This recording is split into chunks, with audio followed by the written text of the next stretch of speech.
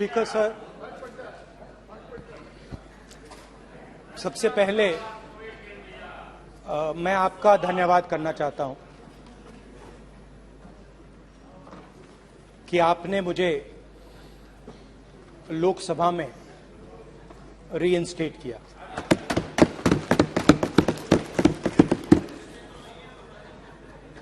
और पिछली बार जब मैं बोला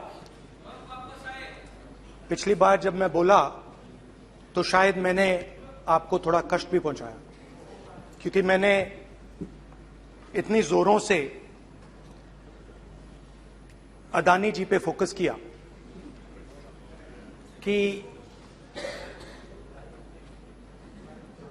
जो आपके सीनियर नेता हैं शायद उनको थोड़ा कष्ट हुआ। तो वो जो उनको कष्ट हुआ,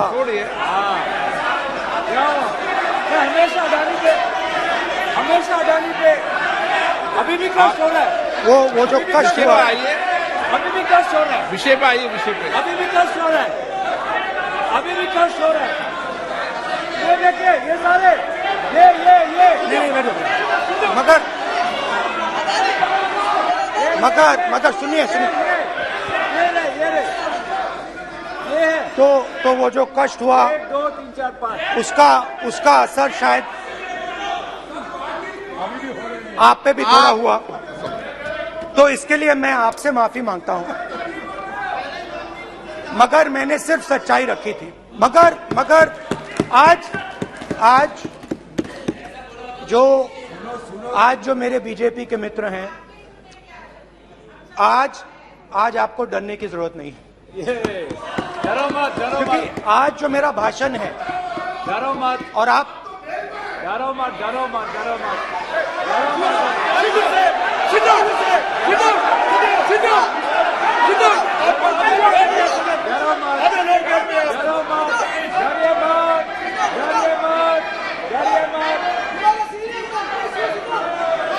स्पीकर सर, अरे बैठो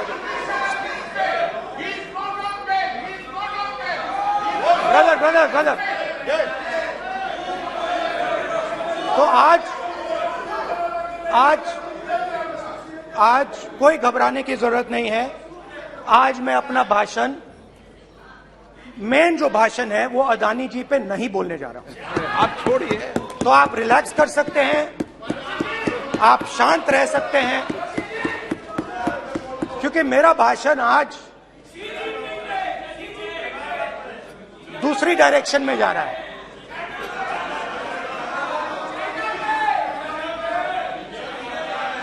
रूमी ने कहा था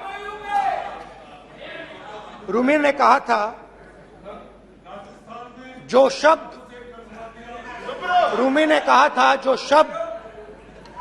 दिल से आते हैं वो शब्द दिल में जाते हैं।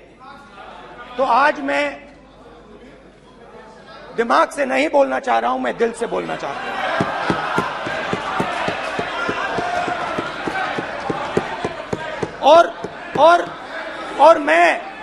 और मैं आज आप लोगों पर इतना आक्रमण नहीं करूंगा। मतलब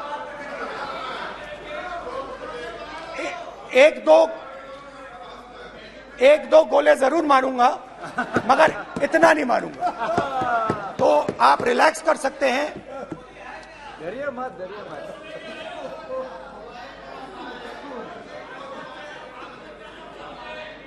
अरे रक्षा मंत्री जी आज संभाल लेंगे हम लोग।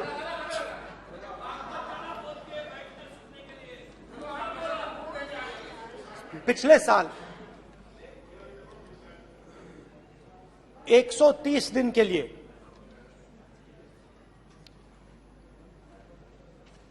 मैं भारत के एक कोने से दूसरे कोने तक गया, अकेला नहीं,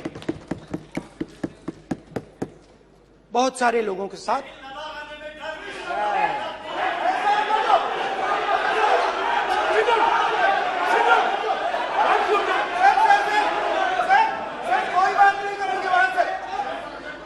सर, ये हमारा टाइम खत्म करने का साजिश है। प्रधानमंत्री बोलेंगे ऐसे ही होंगे सर। सारे समाज निकल जाए। समुद्र अधीर अधीर अधीर समुद्र के तट से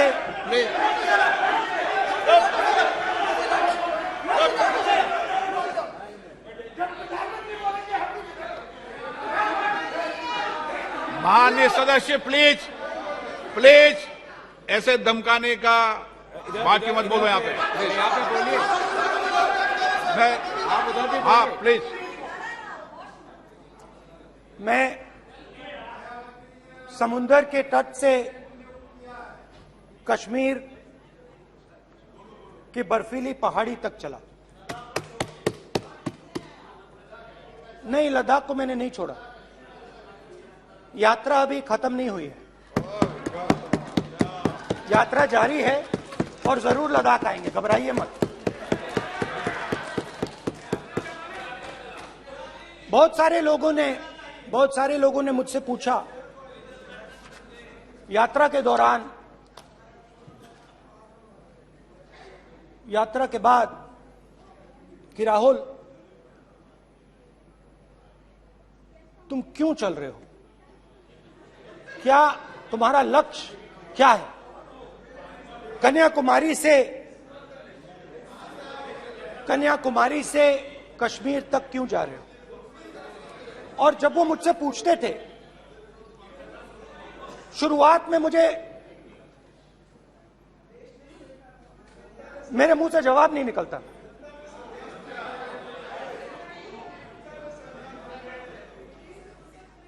शायद मुझे ही नहीं मालूम था कि मैंने ये यात्रा क्यों शुरू की। जब मैं कन्याकुमारी से शुरू हुआ, मैं सोच रहा था मैं हिंदुस्तान को देखना चाहता हूं, समझना चाहता हूं, लोगों के बीच में जाना चाहता हूं, मगर गहराई से मुझे मालूम नहीं था।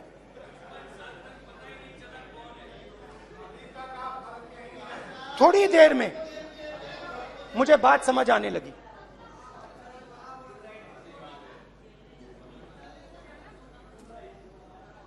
जिस चीज से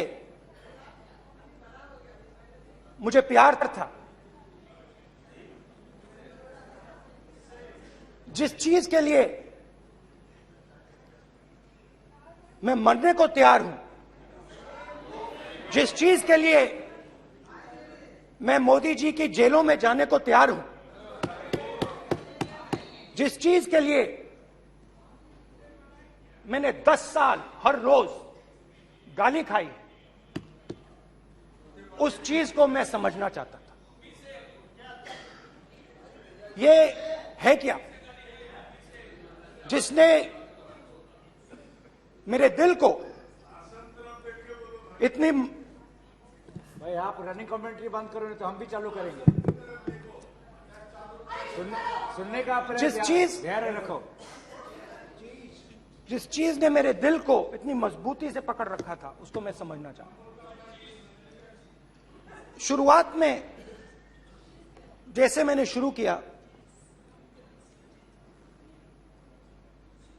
सालों से मैं हर रोज 8-10 किलोमीटर दौड़ता हूं, तो मेरे दिमाग में था कि अगर मैं 10 किलोमीटर दौड़ सकता हूं तो 25 किलोमीटर चलने का क्या मतलब, कोई बड़ी बात नहीं। ये मैंने सोचा था। आज मैं उस भावना को देखूं तो वो अहंकार था कि मैं ये कर सकता हूं, ये कुछ नहीं है। तो मेरे दिल में उस समय अहंकार था।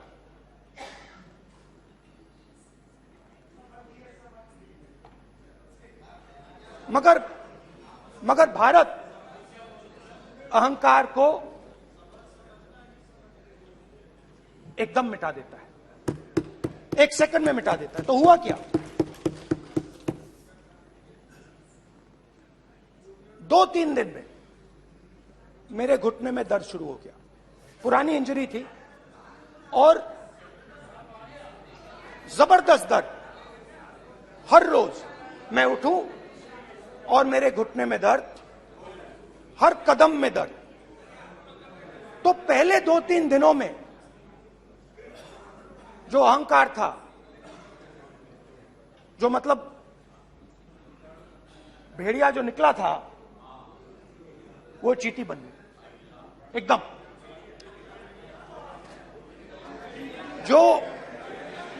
जो हिंदुस्तान को अहंकार से देखने निकला था, वो पूरा का पूरा अहंकार गायब हो गया। और रोज मैं डर डर के चलूं कि क्या मैं कल चल पाऊंगा। ये मेरे दिल में डर था। और जब भी ये डर बढ़ता था, कहीं ना कहीं से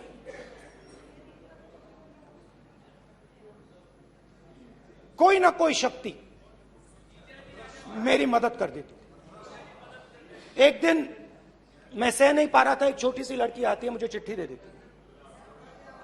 मैंने चिट्ठी खोली, 8 साल की थी, उसमें लिखा था, Rahul, I am walking with you, don't worry. उसने मेरे पैर में चोट देखी और उसने अपनी शक्ति मुझे दे दी। सिर्फ उसने नहीं, लाखों लोग ने। और शुरुआत में जब मैं चल रहा था, कोई किसान आता था, मैं एकदम पहले उसको अपनी बात बताता था कि आपको ये करना चाहिए, आपको इस प्रकार से काम करना चाहिए। मगर इतने लोग आए, हजारों लोग आए, कि थोड़ी देर में मैं बोल नहीं पाया। जो मेरे दिल में बोलने का डिजायर था, वो बंद हो गया। बोल ही नहीं पाया, क्योंकि इतने लोगों से बोलना था। और एक सन्नाटा सा छा गया, भीड़ की आवाज थी, भारत जोड़ो, भारत जोड़ो, भारत जोड़ो। और जो मेरे से बात करता था, उसकी आवाज में सुनता गया।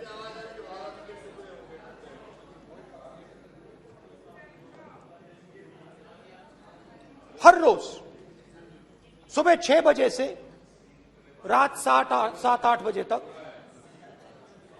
आम आदमी, गरीब, अमीर, बिजनेसमैन, किसान, मजदूर, सबकी आवाज।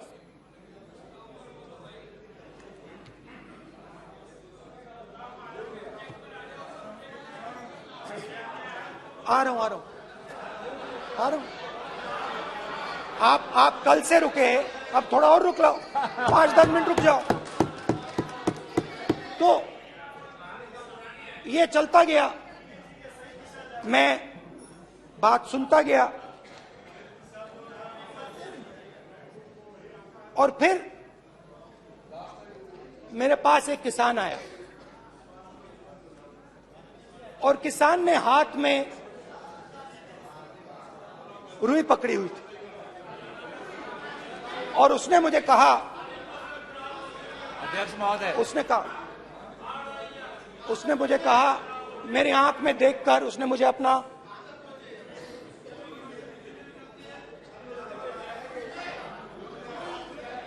वो रुई का बंडल दिया, और उसने कहा, राहुल जी, यही बचा है मेरे खेत का यही बचा है, और कुछ बचा नहीं है। मैंने उससे, जो मैं नॉर्मली सवाल पूछता था, भैया आपको बीमा का पैसा मिला, वो पूछा। बीमा का पैसा मिला, वो पूछा। और किसान ने मेरा हाथ पकड़ा। किसान मुझे कहता है कि नहीं राहुल जी, मुझे बीमा का पैसा नहीं मिला, हिंदुस्तान के बड़े उद्योगपतियों ने वो मुझसे छीन लिया। मगर इस बार बड़ी अजीब सी चीज हुई।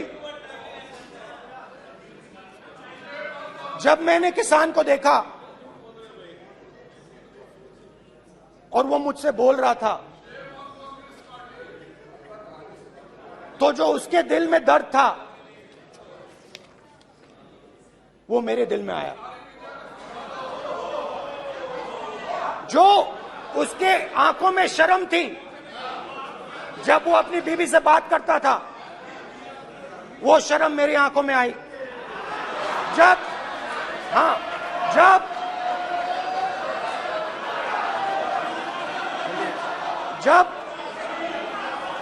उसकी जो भूख थी वो मुझे समझ आई। और उसके बाद यात्रा बिल्कुल बदल गई। मुझे भीड़ की आवाज नहीं सुनाई देती थी, मुझे सिर्फ उस व्यक्ति की आवाज सुनाई देती थी जो मेरे साथ बात कर रहा था। उसका दर्द, उसकी चोट, उसका दुख, मेरा दुख, मेरी चोट, मेरा दर्द बन गया। समझने की कोशिश करो।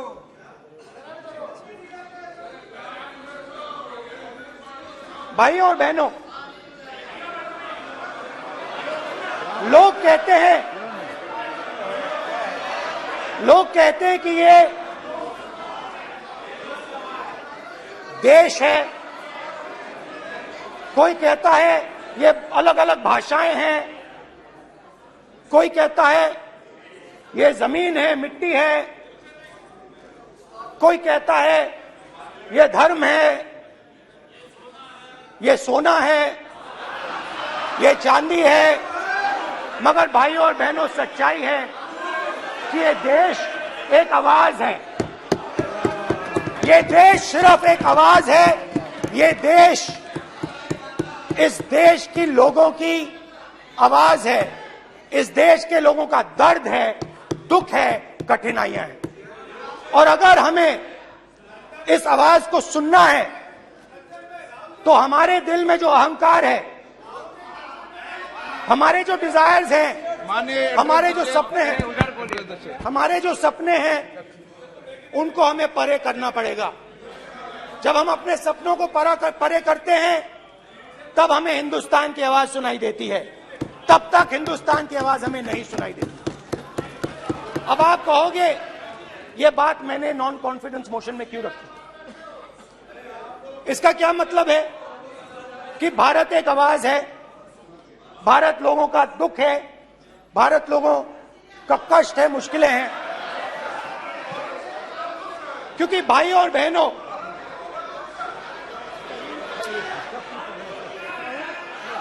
अध्यक्ष महोदय, अब पूरा सूद समेत जवाब तुमको मिलेगा। फिर पूरा सूद समेत जवाब देंगे सर। फिर आप हमें मत रोकेगा सर। अध्यक्ष महोदय, फिर आप हमें मत रोकेगा सर। आप हमें मत रोकेगा। फिर आप हमें मत रोकेगा। आप हमें मत रोकेगा। फिर आप हमको मत रोकेगा। फिर हम सब देख रहे हैं, सब सुन रहे हैं, आप हमको फिर मत रोकेगा। तो स्पीकर सर, भारत एक आवाज है। भारत इस देश के सब लोगों की आवाज है।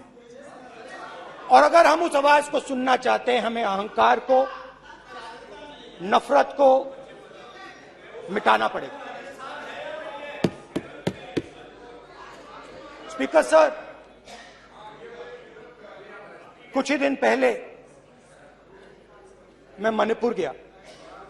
हमारे प्रधानमंत्री नहीं गए, आज तक नहीं गए, क्योंकि उनके लिए मणिपुर हिंदुस्तान नहीं है।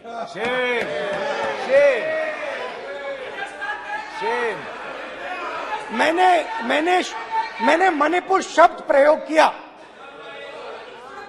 मगर आज की सच्चाई यह है कि मणिपुर नहीं बचा है। मणिपुर को आपने दो भाग में कर दिया है। मणिपुर को आपने बांट दिया है, तोड़ दिया है। मैं मणिपुर में रिलीफ कैंप्स में गया। रिलीफ कैंप में आज जा रहा हूं, आज जा रहा हूं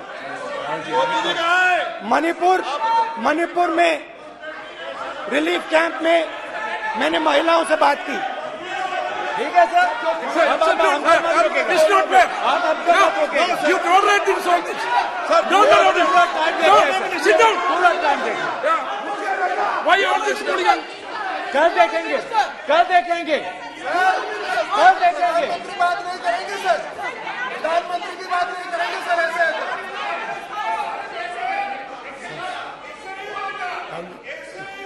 सूद समय मैं जवाब मणिपुर मिलेगा गया तो। और मणिपुर के कैंप्स में मैंने महिलाओं से बात की, बच्चों से बात की, जो हमारे प्रधानमंत्री जी ने आज तक नहीं किया। एक महिला मुझे कहती है, मैंने उनसे पूछा, बहन क्या हुआ आपके साथ? What's this? सर कल ऐसा होगा सर, एक एक मंत्री बोल रहे हैं, कल आप बोले एक एक मंत्री खड़े होके बोल रहे हैं, एक एक मंत्री खड़े होके ऐसे कर रहे हैं, एक एक मंत्री खड़े होंगे तो पूरे सांसद खड़े होंगे यहाँ पे, पूरे सांसद खड़े होंगे यहाँ पे। बैठे नहीं है, चुपचाप करिए, पूरे सब खड़े होंगे, पूरे सब खड़े होंगे। कल कांग्रेस पार्टी ने पूरा देश खड़ा होगा आपके खिलाफ, तो पूरा देश कल आपके खिलाफ खड़ा होगा। मैं बहुत सारी महिलाओं से बात किया, मगर मैं आपको दो उदाहरण देना चाहता हूं। एक महिला मुझे कहती है, मैंने कहा क्या हुआ तुम्हारे साथ? कहती है, मेरा छोटा सा बेटा, महिला का सम्मान करें प्लीज, ये सम्मान। एक ही बच्चा था मेरा, कोई शर्म कर लो गल मारी। एक ही बच्चा था मेरा,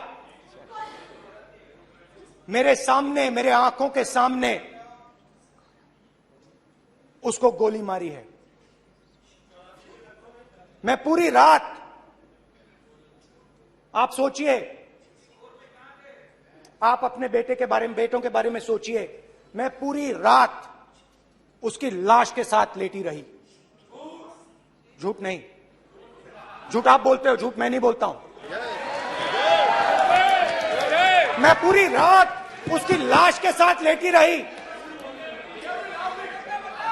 और फिर मुझे डर लगा, मैंने अपना घर छोड़ दिया, जो भी मेरे पास था वो मैंने छोड़ दिया। मैंने उनसे पूछा, कुछ तो लाई होगी? कहती है, नहीं, सिर्फ मेरे जो कपड़े हैं ये मेरे पास हैं। और फिर इधर उधर ढूंढती है और एक फोटो निकालती है और मुझे कहती है, यही मेरे पास अब बची है।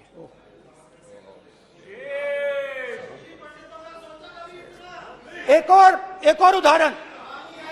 और उदाहरण, दूसरे कैंप में मैं, एक महिला मेरे सामने आती है, मैं उससे पूछता हूं, तुम्हारे साथ क्या हुआ? क्या हुआ तुम्हारे साथ? और जैसे ही मैंने ये सवाल पूछा,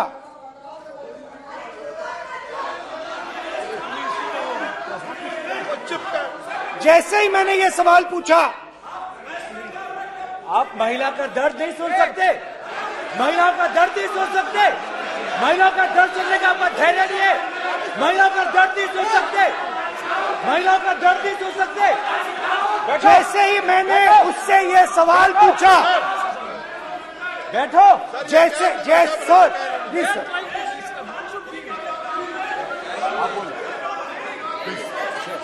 शर्म करिए, शर्म करिए। जैसे ही मैंने उससे सवाल पूछा, तुम्हारे साथ क्या हुआ, शर्म नहीं है तेरे को? वैसे ही 1 सेकंड में वो कांपने लगी। उसने अपने दिमाग में वो दृश्य देखा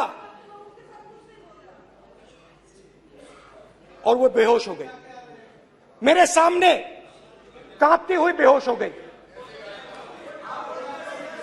तो तो ये मैंने आपको सिर्फ 2 उदाहरण दिए हैं।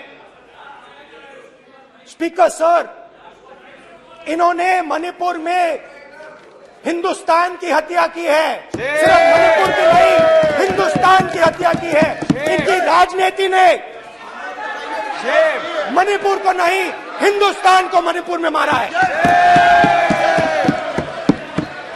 हिंदुस्तान को कत्ल किया है, हिंदुस्तान का मर्डर किया है मणिपुर में। जैसे मैंने भाषण के शुरुआत में बोला, भारत एक आवाज है, भारत हमारी जनता की आवाज है, दिल की आवाज है। उस आवाज की हत्या आपने मणिपुर में की। इसका मतलब भारत माता की हत्या आपने मणिपुर में की।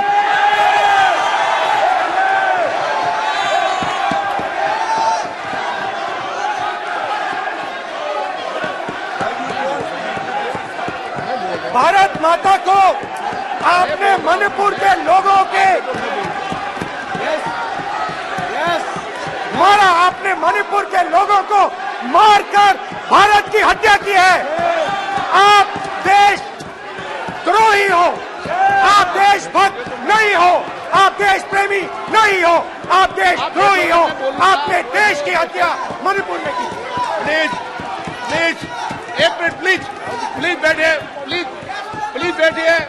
अब सवाल आप उठता है, बैठना चाहते नहीं बैठना चाहते? आप बैठना चाहते नहीं बैठना चाहते? इसीलिए आपके प्रधानमंत्री चाहते आप? मणिपुर में नहीं मैं जा आप सकते बैठिए आप, हैं, क्योंकि उन्होंने प्लीज देश की हत्या की है। मणिपुर में हिंदुस्तान की हत्या की है, भारत माता की हत्या की है। मणिपुर में, मणिपुर के लोगों के दिल में। प्लीज एक मिनट बैठिए आप, एक तो मिनट सवाल बैठिए। उठता है, एक मिनट बैठिए, एक मिनट। आप भी विराजे, आप भी विराजे, आप भी विराजो, आप भी विराजो। आप बैठिए सही, नहीं बैठिए रहने दो आप, चलो आप बैठिए, बैठिए आप, प्लीज बैठिए आप, प्लीज। आप बोल रहे फिर आप भारत माता के रखवाले नहीं एक हो, मिनट माननीय सर। आप भारत माता के हत्यारे हो। प्लीज माननीय सदस्य, प्लीज प्लीज माननीय सदस्य, please please please please please.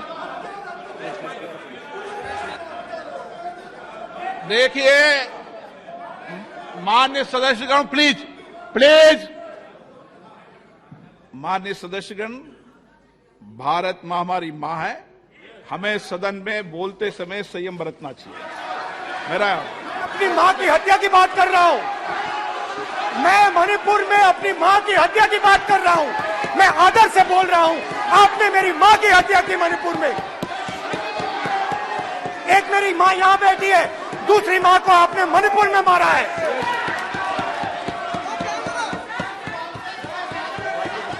और हर रोज जब तक आप हिंसा को बंद नहीं करोगे, तब तक आप मेरी मां की हत्या कर रहे हो। हिंदुस्तान की सेना मणिपुर में एक दिन में शांति ला सकती है। हिंदुस्तान की सेना का आप प्रयोग नहीं कर रहे हो, क्योंकि आप हिंदुस्तान को मणिपुर में मारना चाहते हो।